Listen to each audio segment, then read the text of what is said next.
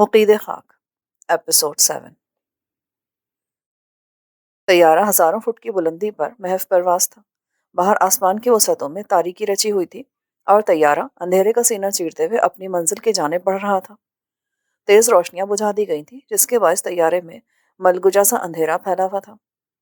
آدھے سے زیادہ مسافر سو رہے تھے اور باقی کے نیم غنودگی میں مبتلا تھے، مگر میری آنکھوں سے نیند ابھی ایسے دور تھی جیسے افق پر زمین سے ہم آغوش ہوتا ہوا آسمان در حقیقت دور ہوتا ہے۔ میرے ساتھ اس وقت جہاز میں پروفیسر صاحب اور عارف کے علاوہ ڈاکٹر عقیل اور علی عدنان بھی موجود تھے۔ روانگی سے قبل عقیل سے میری بڑی گرما گرم قسم کی بحث بھی ہوئی تھی۔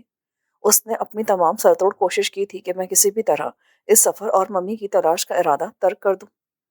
انہوں نے استدلال کی روشنی میں مجھے قائل کرنے کی تمام کوششیں کر ڈالی، مگر 2.5 گھنٹے کی طویل بحث کے باوجود بھی وہ میرے ارادے کو متزلزل کرنے میں کامیاب نہیں ہو سکا، اور آخر انہوں نے ہار مان لی اور اس مہم میں میرا ساتھ دینے پر تیار ہو گئے۔ اس سلسلے میں انہوں نے انڈیا میں موجود اپنے ایک دوست سے بھی رابطہ کیا جو ان کی تعلیم کے اوائل دور کا دوست تھا اور ان دنوں دہلی میں ایک پرائیویٹ ڈیٹیکٹو ایجنسی کا چیف ایگزیکٹو تھا۔ عقیل اور ان کے دوست شیلندر رائے ہریجا نے ایف اے تک تعلیم ساتھ ہی حاصل کی تھی۔ عقیل کو چونکہ شروع سے ہی میڈیکل میں دلچسپی تھی، اس لیے ان کے راستے الگ ہو گئے تھے۔ عقیل MBBS کرنے کے بعد ڈاکٹر بن گئے، جیسا کہ شیلندر نفسیات میں ماسٹرز کرنے کے بعد کرمنالوجی میں ماسٹر کرنے کی تیاری میں لگ گیا، اور ماسٹر کرنے کے بعد اس نے سراغ رسانی کا شعبہ جوائن کر لیا اور وہ آج سراغ رسانی کا اپنا پرائیویٹ ادارہ قائم کیے ہوئے ہیں۔ عقیل نے کسی حد تک شیلندر کو صورتحال سے آگاہ کر دیا تھا اور مجھے یقین تھا کہ شیلندر نے اپنے طور پر کام بھی شروع کر دیا ہوگا۔ آنے سے قبل بیوسا کی روح دتمیرا توس اور انا آتو دتمیرا توس کی بیوی نے مجھ سے الوداعی ملاقات بھی کی تھی اور مجھے ہر لمحہ محتاط رہنے کی تلقین کی تھی۔ ساتھ ہی انہوں نے اپنی معذوری کا اظہار کر دیا تھا کہ وہ میری کسی بھی قسم کی مدد نہیں کر سکیں گی، کیونکہ ان کا اختیار صرف سرزمین مصر کی حدود پر تھا اور اس سے باہر کچھ کرنے کی وہ قدرت نہیں رکھتے تھے۔ حقیقی بات تو یہ تھی کہ اگر میں زندہ سلامت اس وقت سفر کر رہا تھا تو میری یہ زندگی انہی کی مرہون منت تھی۔ وہ غائبانہ طور پر میری مدد کرتے رہے تھے، مگر میں بے خبر تھا کہ کیسی شیطانی طاقتیں میری طاق میں ہیں۔ یوساف بھی میری جگہ مارا گیا تھا۔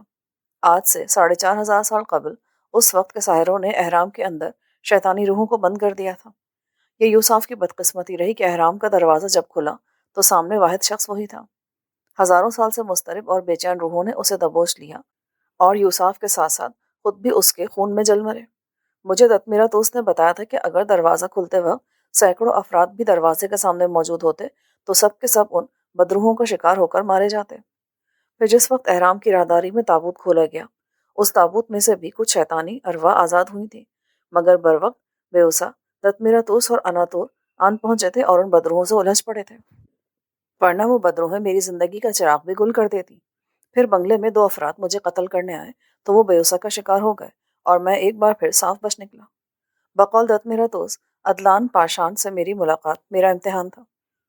مریاقس کے نجات دہندہ کی تمام نشانیاں مجھ میں موجود تھیں، مگر انہیں یقین نہیں تھا، سو مجھے میرے کردار کو آزمانے کے لیے انہوں نے ایک مکمل بساط بچھائی تھی۔ میرے استغفار کے باوجود انہوں نے مریاقس کی داستان حیات سے پردہ نہیں ہٹایا تھا کہ وہ کس المیہ سے دوچار ہے، کس مصیبت اور کس عذاب میں مبتلا ہے، اور میں اسے کس طرح نجات دلا سکتا ہوں۔ میرے استغفار پر تینوں کا ایک ہی جواب تھا کہ ہمیں اس بارے میں کچھ کہنے کی اجازت نہیں، ہم کچھ بھی نہیں بتا سکتے، اور ہمیں دی گئی مہلت بھی پوری ہوئی۔ اب ہم اس دنیا میں مزید نہیں رک سکتے، ہمیں بلاوا آ چکا ہے اور اب ہم ہمیشہ کے لیے جا رہے ہیں۔ آگے جو بھی کرنا ہے وہ تمہاری ذمہ داری ہے اور تمہیں ہی انجام دینا ہے۔ ہم آگے پہنچ کر مریاقس کے منتظر رہیں گے، یقیناً تم اسے نجات دلانے میں کامیاب ہو جاؤ گے۔ کچھ دیر کی مزید گفتگو کے بعد وہ تینوں روشنیوں میں تبدیل ہوئے اور تحلیل ہوتے ہوئے میری نگاہوں سے اوجھل ہو گئے۔ صبح کے 8 بج رہے تھے اور ہم پانچوں دہلی ایئرپورٹ سے باہر آ رہے تھے۔ سڑک کے ایک طرف 7-8 ٹیکسیاں کھڑی تھیں۔ ہمارے رکتے ہی قریبی ٹیکسی ڈرائیور جو ٹیکسی کے شیشوں پر کپڑا رگڑ رہا تھا لپک کر ہمارے قریب آ گیا۔ جی صاحب جی، ٹیکسی چاہیے؟ ایک نہیں 2 چاہیے۔ 2 کیا صاحب، 10 بھی مل جائیں گی۔ اس نے پلٹتے ہوئے ایک قریب کھڑی ٹیکسی کے ڈرائیور سے کہا، اوے رنگو، ادھر آ، صاحب کے بیگ رکھ۔ وہ نوجوان تیزی سے آگے بڑھا۔ ہم نے اپنے بریف کیس ان کو تھمائے اور ٹیکسیوں کی طرف بڑھ گئے۔ کسی اچھے سے مسلم ہوٹل چلو، میں نے ڈرائیور سے کہا اور دروازہ کھول کر بیٹھ گیا۔ پروفیسر صاحب میرے ساتھ تھے، جبکہ عقیل، عارف اور عدنان تینوں دوسری ٹیکسی کی جانب بڑھ گئے۔ ड्राइवर पलटते हुए उसी नौजवान से बोला, रंगू, 5 स्टार। ये यकीनन किसी होटल का नाम था। वो ड्राइविंग सीट पर बैठा और टैक्सी हल्के से इर्तियाश के बाद हरकत में आ गई। शकील, प्रोफेसर साहब ने मुझे मुखातिब किया। ये अकील अपने जिस सराग रसा दोस्त का जिक्र करा था, क्या उसे हमारी आमद के मुतालिक इल्म है? हाँ, अकील ने उसे फोन पर बता दिया था। प्रोफेसर साहब चंद लम्हे खामोश रहने के बाद दोबारा बोले, अकील ने तमाम सूरत हाल से उसे आगाह कर दिया है। ये मुझे कुछ मुनासिब नहीं लगा। तो इससे क्या फ़र्क पड़ेगा? मुझे नहीं लगता कि ये शख्स अकील के साथ मुखलिस है, और दूसरा मुझे ये इंतहाई गैर जिम्मेदार भी लगा है।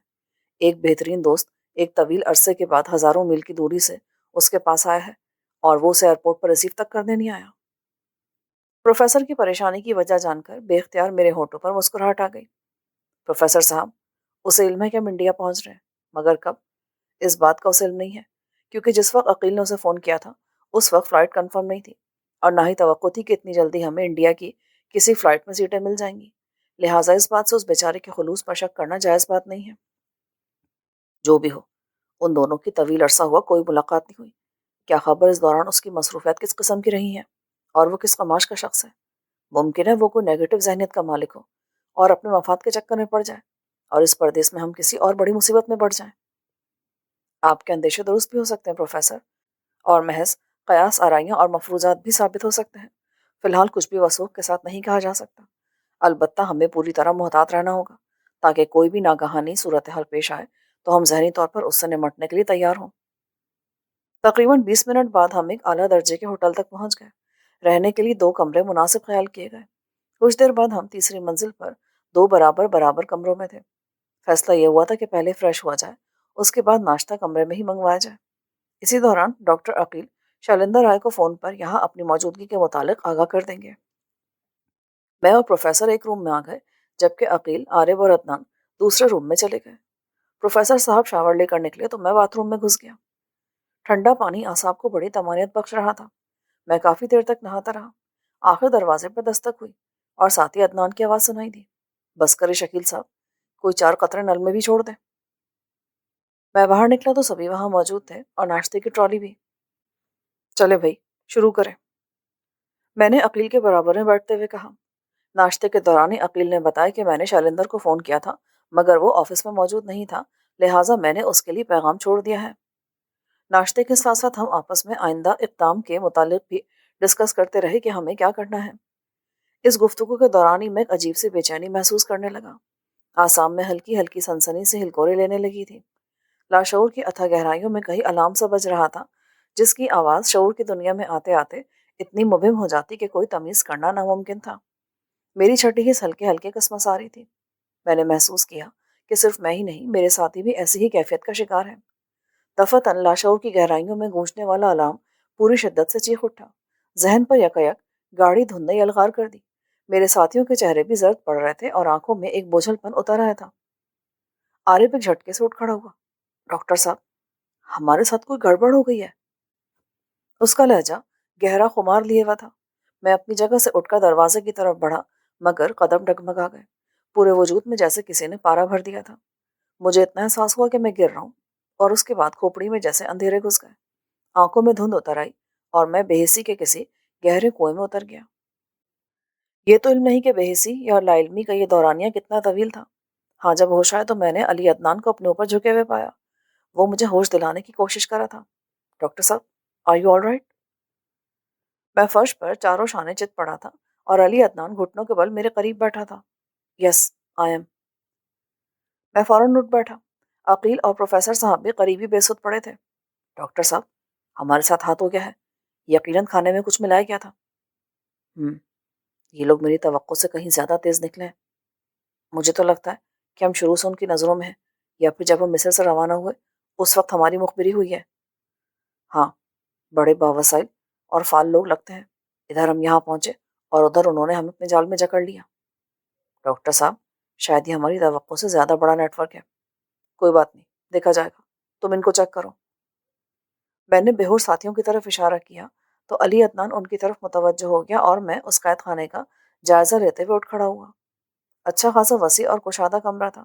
दीवारें तो बिल्कुल दुरुस्त हालत में थी, البتہ فرش کا سیمنٹ جگہ جگہ سے ٹوٹا ہوا تھا، کہیں چھوٹے چھوٹے گڑھے تھے تو کہیں ہلکی ہلکی دراڑیں۔ چھت اس قدر بلند تھی کہ یوں احساس ہوتا تھا کہ کسی کمرے میں نہیں بلکہ گہرے کنویں میں کھڑے ہیں۔ چھت کے ساتھ ایک صدیوں پرانا پنکھا سے جھول رہا تھا اور پنکھے کے دائیں بائیں بلب روشن تھے، مگر اونچائی اتنی زیادہ تھی کہ نیچے پہنچتے پہنچتے اس کی بیمار روشنی اور مدقوق ہو گئی تھی۔ فضا عجیب سیلن زدہ اور بدبودار تھی۔ ایک طرف کونے میں دائیں طرف ایک بڑا سا فولادی دروازہ نظر آ رہا تھا۔ اس دروازے کے علاوہ کوئی کھڑکی، کوئی روزن نہیں تھا۔ میں آگے بڑھ کر دروازے کا جائزہ لینے لگا۔ وہ بہت مضبوط تھا اور یقینی بات تھی کہ باہر سے لاک بھی۔ کچھ دیر کی زور آزمائی کے بعد میں پیچھے پلٹ آیا۔ عقیل اور عارف تو پوری طرح حواسوں میں دکھائی دے رہے تھے، البتہ پروفیسر کچھ مزبہل نظر آ رہے تھے۔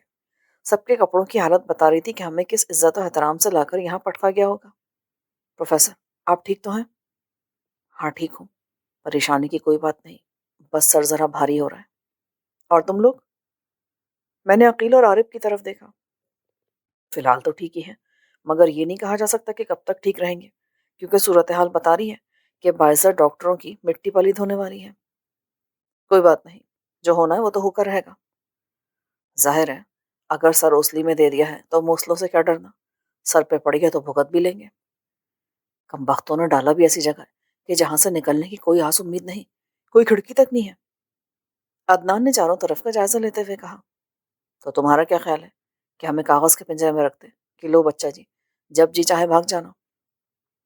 نہیں، کاغذ کا پنجرا تو میں نہیں کہہ رہا، لیکن کم از کم قیدیوں کے لیے کوئی نہ کوئی سہولت تو ہونی چاہیے نا اپنے بچاؤ کے لیے۔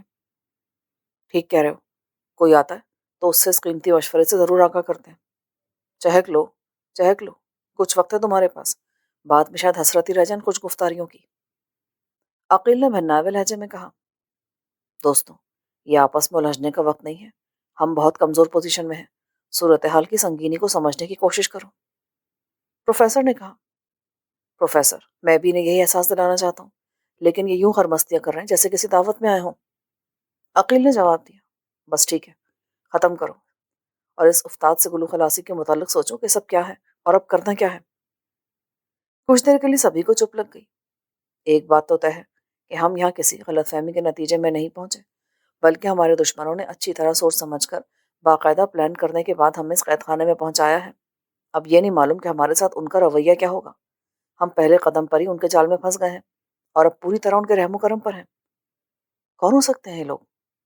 ظاہری سی بات ہے، کرائے کے گنڈے، مہاراجا رام پرساد کے پالتو کتے، یا کوئی ایسا جرائم پیشہ گروہ جس کی پشت پناہی پر مہاراجا رام پرساد کا ہاتھ ہوگا۔ پھر ایک بات یہ بھی ہے کہ مہاراجا ہمیں زندہ رکھنا چاہتا ہے، ورنہ تو ہماری زندگی کب کی ختم ہو چکی ہوتی۔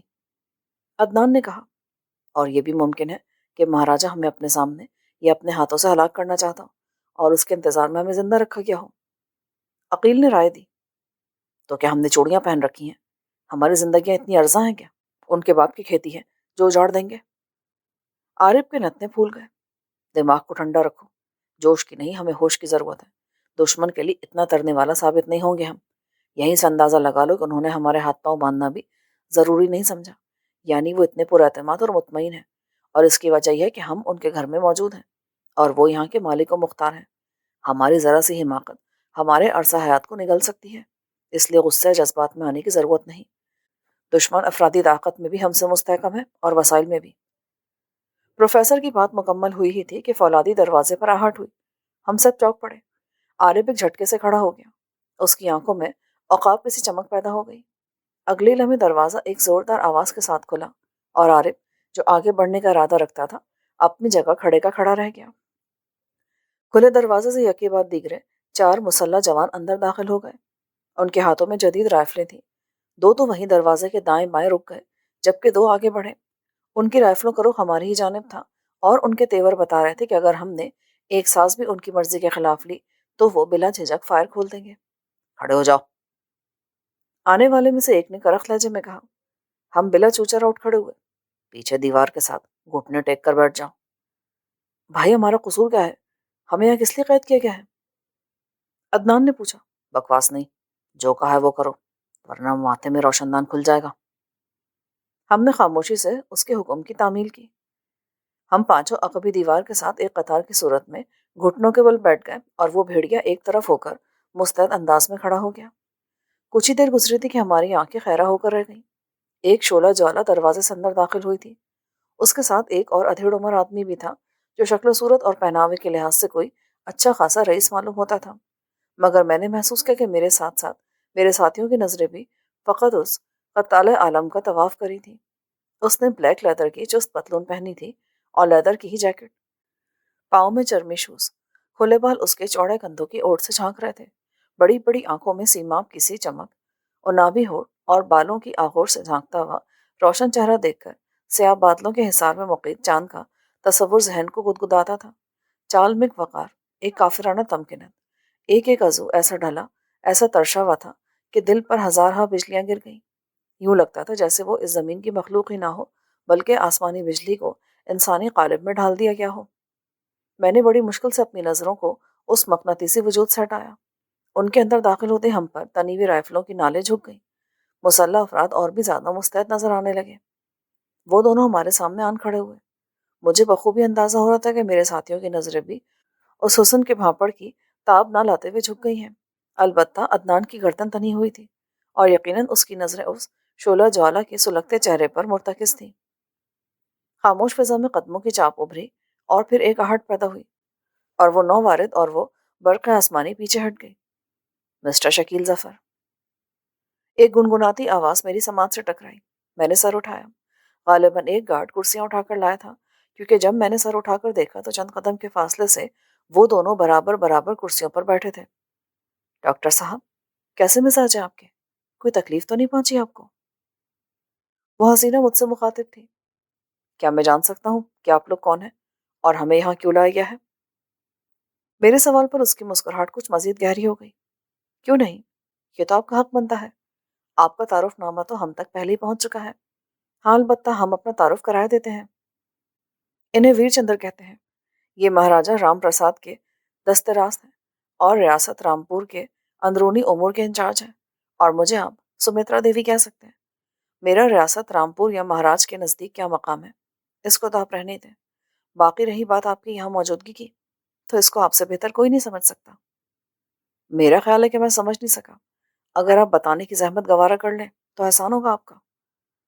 بہت خوب، ہمیں خوشی ہوئی کہ آپ کے گفتگو کے انداز اور آداب سے آگاہی ہے۔ شکریہ جی۔ دیکھیں ڈاکٹر صاحب، سیدھی سی بات ہے، اگر تابوت یا ممی آپ کے ہاتھ سے نکل گئی تھی تو آپ کو اس قصے پر لعنت بھیج دینا چاہیے تھی، نہ کہ یہ کہ آپ بنا سوچے سمجھے احمقوں کی طرح اس کی بازیابی کی نیت سے یہاں تک آن پہنچے، اور یہ بھی نہیں سوچا کہ نتیجہ کیا نکلے گا، اور نہ ہی آپ نے یہ سوچا کہ مہاراجہ رام پرساد کتنے ذرائع اور وسائل کے مالک ہیں، اور تو اور آپ نے شیخ حارث کے آدمیوں کا بھی گھونٹ بھر لیا۔ بس یہیں سے ہم آپ کی طرف سے محتاط ہو گئے کہ اگر آپ کا بندوبست نہیں کیا گیا نا تو آپ خطرناک ثابت ہو سکتے ہیں، کیونکہ ہزارہ کوششوں اور وسائل کے باوجود ان دو آدمیوں کا سراغ نہیں پایا جا سکا۔ البتہ لون کی کھدائی کے دوران آپ کے چوکیدار اور خانسامہ کی لاشیں ضرور برآمد ہوئی تھیں۔ یہ سب تو اپنی جگہ درست رہا۔ آپ یہ بتائیے کہ اب ہمیں یہاں رکھنے سے آپ کا کیا مقصد ہے؟ تو آپ کا کیا وچار ہے کہ آپ کو پوری آزادی دے دی جائے کہ مہاراج کے لیے درد سری پیدا کریں؟ مہاراج کا تو ارادہ تھا کہ آپ کو ایئرپورٹ پر ہی اڑا دیا جائے۔ یہ تو آپ کی قسمت کچھ اچھی تھی کہ بروقت مصر سے شیخ حارث کا پیغام پہنچ گیا کہ ان کے دو آدمیوں کو آپ کی تحویل سے بازیاب کرایا جائے۔ اسی بہانے آپ کی کچھ سانسیں بڑھ گئی ہیں، ورنہ اب تک تو آپ لوگ سرباش ہو چکے ہوتے۔ کن دو آدمیوں کی بات کر رہی ہیں آپ؟ انہی کی جو رات کے سمے آپ کے قتل کے ارادے سے آپ کے بنگلے میں گھسے تھے، مگر اس کے بعد سے اب تک ان کی کوئی خیر خبر نہیں ہے۔ اگر میں کہوں کہ مجھے اس بارے میں کچھ معلوم نہیں تو تو آپ اپنے ساتھ ساتھ اپنے ساتھیوں پر بھی انیائے کریں گے۔ آپ کی موت بڑی اذیتناک ہو جائے گی، اور آپ کے ساتھ ساتھ آپ کے ان دوستوں کی بھی۔ بولتے بولتے اس نے میرے ساتھیوں کی طرف اشارہ کیا تو یکایک اس کو چپ لگ گئی۔ اس کی نظریں عدنان پر جم کے رہ گئیں۔ لمحہ بھر میں اس کے تاثرات متغیر ہو گئے، پہلے ذرا حیرت، پھر ناگواری۔ بے ساختہ میں نے بھی گردن گھما کر علی عدنان کی طرف دیکھا۔ وہ یکٹک کسی پتھر کے بت کی طرح سمترا کو تکے جا رہا تھا، گویا اسے اپنے ارد گرد اور صورتحال کا کچھ احساس ہی نہیں تھا۔ اے مسٹر، کیا گھور رہے ہو؟ سمترا نے خشک لہجے میں عدنان سے کہا، مگر اس نے جیسے سنا ہی نہیں۔ اے، میں تم سے مخاطب ہوں۔ ہم تو پہلے ہی جھٹکے میں مردار ہو گئے دیوی جی، اب آپ کون سی اذیتناک موت کی بات کری ہیں؟ عدنان یوں بولا جیسے نیند کے عالم میں ہو۔ بکواس بند کرو اور نظریں نیچے کرو۔ دیوی جی، مجھے آج اور ابھی علم ہوا ہے کہ آنکھیں کتنی بڑی نعمت ہوتی ہیں۔ اب میں ان کو جھکا کر اور خدا کی قدرت سے منہ موڑ کر ناشکرا کیسے بن سکتا ہوں؟ نہیں، میں اس گناہ کا مرتکب نہیں ہو سکتا۔ چند لمحوں کے لیے تو سمترا کو چپ سی لگ گئی، بس گہری نظروں سے علی عدنان کو گھورتی رہی۔ عدنان کے ہونٹوں پر ایک شریر مسکراہٹ اتر آئی تھی، پھر آہستہ آہستہ سمترا کے چہرے کا تناؤ ختم ہو گیا۔ لگتا ہے کہ زندگی سے عاجز آ چکے ہو۔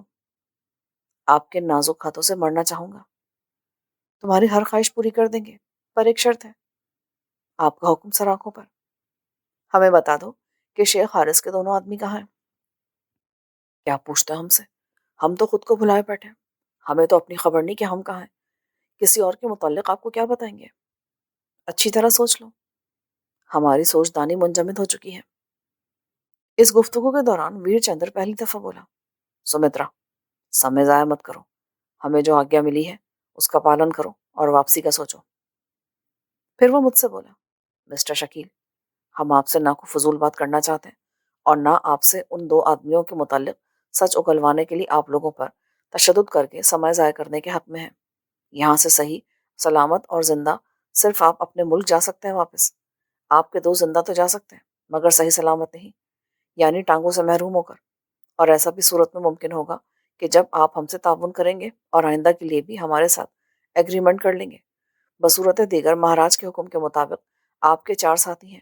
ہم 4 دفعہ آپ سے ان دو آدمیوں کے متعلق سوال کریں گے اور ہر انکار یا لا علمی کے اظہار پر آپ کا ایک ساتھی موت کا شکار ہو جائے گا، اور ان کی موت کے بعد ہم آپ کو مہاراجا کے سامنے پیش کر دیں گے اور وہاں پر آپ کی سانسیں اجیرن کر دی جائیں گی۔ یقیناً میری بات آپ کی سمجھ میں آ گئی ہوگی۔ اب فیصلہ آپ کے اپنے ہاتھ میں ہے، اور ایک بار پھر کہہ رہا ہوں کہ ہم نہ تو فضول بات کریں گے اور نہ تشدد وغیرہ میں سمے ضائع کریں گے۔ ایک سوال اور ایک جیون۔ اب بتائیں کیا ارادہ ہے آپ کا؟ ساتھ ہی اس نے گن مین کو اشارہ کیا۔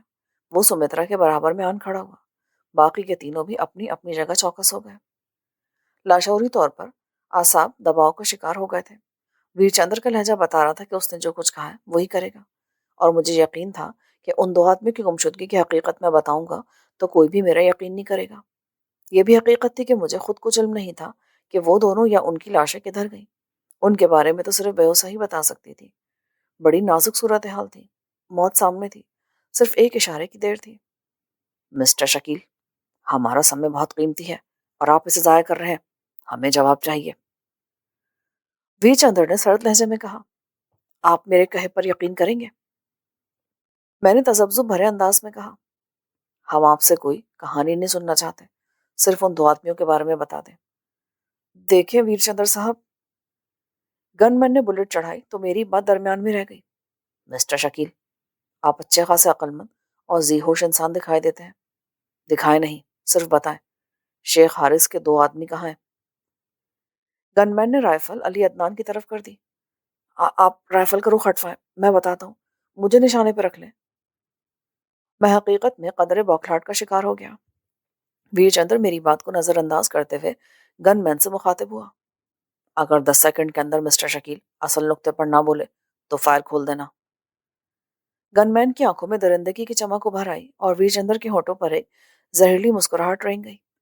فرط ہیجان کے باعث میں کچھ بول بھی نہ پایا تھا کہ عدنان کی آواز ابھری، دیوی جی، یہ ستم نہ کریں۔ اگر مجھے ہلاک کرنی ہے تو اپنے مقدس ہاتھوں سے کریں۔ میں آپ کے ہاتھوں جام شہادت نوش کرنا چاہتا ہوں۔ سمترا کے ہونٹوں پر ہلکی سی مسکراہٹ آ گئی۔ وہ کرسی سے اٹھی اور گن مین کے ہاتھ سے رائفل لے لی۔ چلو، آخری سمجھ کر تمہاری خواہش پوری کیے دیتی ہوں۔ اس نے علی عدنان کا نشانہ لیا اور پھر سوالیہ نظروں سے میری طرف دیکھا، اور ظالم کی بچی نے میرے بولنے کا انتظار کیے بغیر فائر کھول دیا۔ سماعت سے دھماکے کی آواز ٹکرائی اور اندر کی دنیا میں جیسے سکوت پھیل گیا۔ بس جو ہوا لہجہ بھر میں ہوا۔ اس کا رخ مخالف سمت تھا اور دروازے کے دائیں بائیں کھڑے دونوں مسلح افراد کی پیشانیوں سے خون کا فوارہ سوبل پڑا۔ سمترا کا رخ عقبی سمت کب اور کیسے ہوا اور دروازے پر تعینات افراد کی پیشانیوں سے خون کیسے ابلا، کچھ سمجھ نہ سکا۔ یقیناً اس سب کے دوران میری پلک جھپک گئی ہوگی۔ بجلی ایک بار پھر چمکی۔ وہ دونوں ابھی عقبی دیوار سے ٹکرا کر نیچے گر ہی رہے تھے کہ سمترا دائیں پاؤں کی ایڑی پر گھومی اور بغلی دیوار کے ساتھ ہکا بکا کھڑا گن مین بھی پیشانی میں روزن لیے فرش پر آ رہا۔ ہماری تو خیر کیا، خود ان لوگوں کی اپنی عقل میں بھی نہ آ سکا کہ یہ سب ہوا کیا ہے۔ ہم سب اپنی جگہ مبہوت تھے اور زندہ بچ جانے والے دونوں اپنی جگہ سکتے کی کیفیت کا شکار تھے۔ میرا تو خیال تھا کہ عدنان اپنے ہی خون میں نہایا ہوا ہوگا، مگر یہاں بساط یکا یک ہی پلٹ گئی تھی۔ پھر اس سے قبل کہ سمترا ان دونوں میں سے کسی کو نشانہ بناتی، ویر چندر نے اٹھتے ہوئے رائفل کی نال پر ہاتھ ڈال دیا۔ ٹھیک اسی لمحے عقب میں موجود شخص نے سمترا کے گلے میں بازو ڈال کر اسے دبوچ لیا۔ سمترا نے دائیں ہاتھ سے اپنی گردن کے گرد کسے بازو کو پکڑا اور ساتھ ہی ایک ٹھوکر ویر چندر کے زیریں ناف پہ جما دی۔ اس کے منہ سے ذبح ہوتے بکرے کی سی چیخ نکلی اور وہ منہ کے بل جھکتا چلا گیا۔ سمترا نے ایک ذرا خود کو سامنے کی جانب جھکایا تو اس کے دونوں ہاتھوں کی انگلیاں اس شخص کے جبڑوں کے نیچے پیوست ہوتی محسوس ہوئی۔ دوسرے لمحے وہ شخص سمترا کے اوپر سے ہوتا ہوا سامنے کی دیوار کے ساتھ جا ٹکرایا اور سر کے بل سنگی فرش پر آ گیا۔ ایک چٹخ کی آواز بلند ہوئی، غالباً اس کی گردن کی ہڈی ٹوٹ گئی تھی۔ سمترا کو نرغے میں آتا دیکھ کر عارف بڑی برق رفتاری سے آگے بڑھا تھا، مگر پلک جھپکنے کی دیر میں سمترا نرغے میں سے نکل بھی گئی، بلکہ میدان بھی صاف پڑا ہوا تھا۔ عارف ٹھٹک کر رک گیا۔ وہ آنکھیں پھاڑ پھاڑ کر سمترا کو دیکھ رہا تھا۔ شاید اسے یقین نہیں آ رہا تھا کہ یہ سب اس نازک اندام لڑکی ہی کی کارستانی ہے۔ 3 لاشیں خون میں لت پت پڑی تھیں۔ چوتھے کے بارے میں یقین سے کچھ کہا نہیں جا سکتا تھا، جبکہ ویر چندر سمترا کے قدموں میں گٹھری کی صورت میں پڑا کرہا رہا تھا۔ سمترا اپنی جگہ کھڑی تھی۔ نہ جانے کیوں اس کے چہرے پر تشویش اور پریشانی کے تاثرات امنڈ آئے تھے۔ میری طرح عقیل، عدنان اور پروفیسر بھی بے یقینی کے عالم میں کبھی سمترا کو دیکھ رہے تھے اور کبھی آڑے ترچھے پڑے ان اجسام کو۔ عارف نے سر جھٹکا اور آگے بڑھ کر فرش پر پڑی رائفل اٹھا لی۔ ہم بھی اٹھ کھڑے ہوئے۔ میری نظریں سمترا کے چہرے پر جمی ہوئی تھیں۔ میرے لاشعور میں کھلچل سی وپا تھی۔ یہ کون ہے؟ کیوں کیا اس نے ایسا؟ اس کی حقیقت کیا ہے؟ دیوی جی، یہ سب کیا؟ آپ نے اپنے ساتھیوں کو کیوں مار ڈالا؟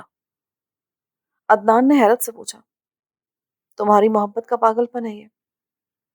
سمترا نے اس کی طرف دیکھے بغیر سنجیدگی سے کہا۔ اب کوئی فضول سوال نہیں کرنا، یہ رائفلیں سنبھالو۔ ہم نے ایک ایک رائفل اٹھا لی، البتہ پروفیسر اپنی جگہ کھڑے رہے۔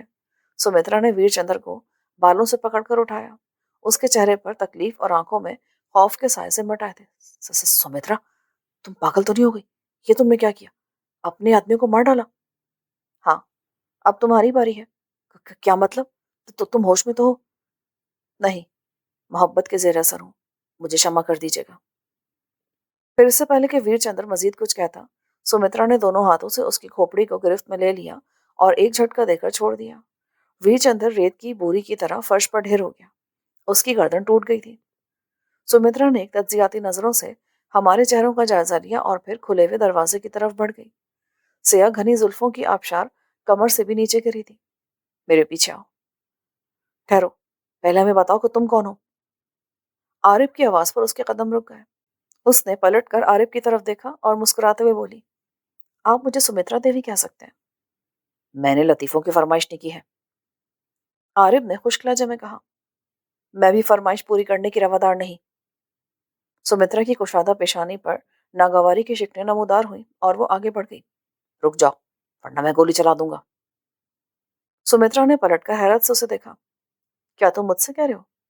ہاں، میں آپ سے مخاطب ہوں۔ عارف، کیا حماقت ہے یہ؟ پروفیسر پہلی بار گویا ہوئے۔ یہ ہماری محسن ہے، انہوں نے ہماری زندگیاں بچائی ہیں اور تم اسی پر رائفل سیدھی کے کھڑے ہو؟ ہٹاؤ اسے، پاگل نہیں بنو۔